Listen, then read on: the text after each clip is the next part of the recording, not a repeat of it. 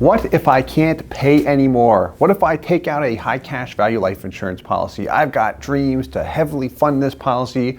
I'm going to use it for maximum growth, take out loans, invest in real estate, pay off debt. But then life happens and I can't pay into it anymore. What's going to happen? Will my policy lapse? Am I done forever? Do I lose all of my money that I paid in? The answer is no, if the policy is set up properly. So when it comes to funding a life insurance policy, we often talk about the design, where money can go towards the two primary areas, the insurance premium or the PUA rider. The premium firstly buying the death benefit and then eventually coming back to cash value, whereas the PUA rider immediately shows up in cash value and does buy me some additional death benefit as well. Now, the important piece to be aware of here is if I cannot pay into the policy anymore, I can't make payments, what's still due? The premium is still due. So if I purchase a life paid up at age 100 policy, that means premiums are payable until I'm 100 years old. Now, let's say I have a policy and my plan is to pay into this for 30 years, for a long period of time.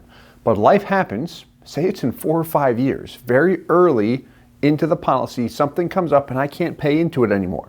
And I say, okay, well, you were paying in, we'll assume $30,000 per year. Life happened, can't pay in $30,000 anymore. I, your agent, say to you, no problem, Mr. Client, you can easily pay in the minimum premium of $3,000. You say, no, I can't pay anything in, like nothing. What's going to happen to my policy? Well, no problem at all, because we overfunded the policy from the get-go, meaning that $30,000 you paid in each year for the first 4 years, $3,000 went toward the premium, all of the rest went towards PUAs. A small amount went toward a term rider as well. My point being is look at your cash value. So up on the example here, you see option number 1, paying in for 30 years. Option number 2, exact same policy. In fact, look at the cash value, years 1 through 4 and death benefit. It's identical to the 30-year fund. Year 5, nothing out of pocket, not even the premium went into the policy, and what happens? We continue to appreciate. Cash value continues to grow. On the next screen, we've got the guaranteed values as well. Always important to stress test this. Having a minimum premium will always help the guarantees more than anything else. So the cash value continues to appreciate at an attractive rate here. Point being is if a policy is set up properly and you have the question, what if I can't pay anymore? Will I lose my money? The answer is no, if the policy was set up properly and if we overfunded it. If I take that same policy with the ability to pay in $30,000 per year and I only pay in the minimum premium for the first 4 years, 5 years, chances are it's not going to be able to pay for itself. What it has to pay for is that minimum premium. In that case, it was $3,000. If I have a policy where I'm paying in $100,000 and my minimum premium is $10,000, same thing, it's got to pay for it.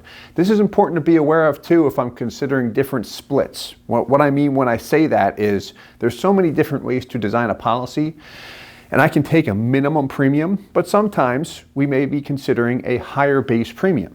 Perhaps it's 30 or 40% of the total payment. That'll eat up our initial cash value, but the important item to understand here is if I can't pay because I lose my job and I just don't have the means to do it anymore, that higher base premium is required to be paid somehow. Either I have to pay it or the policy has to pay for itself through dividends and interest or through a policy loan. Now, the one last thing to mention here is depending on how long you've had the policy, if life happens and I'm beyond year 7, I can execute what is called a reduced paid up option.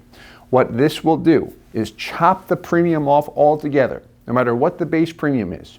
When I eliminate that base premium, the death benefit will be reduced. However, payments cannot be made into the policy anymore. So when I go reduced paid up, even if I want to add more, I cannot. I can borrow and repay all day long. I still have access to the cash value. However, when it comes to making payments, I can't do that. Now, the advantage is if I cannot pay anymore, there's no premium due, so now all of my dividends and interest can be kicked back into my cash value, and it will enhance my cash value growth over time. So good option to be aware of. We can always make you aware of that as well, and we will if you are working with us or if you'd like to work with us. Of course, feel free to reach out anytime. We'd love to connect, and as always, I hope this helps. Hey guys, Steve Parisi here. If you enjoyed the content you just saw, please subscribe, like, and hit the notification bell for future videos. If you'd like more information or to see some custom policies for yourself, feel free to call or email our offices at the contact information below.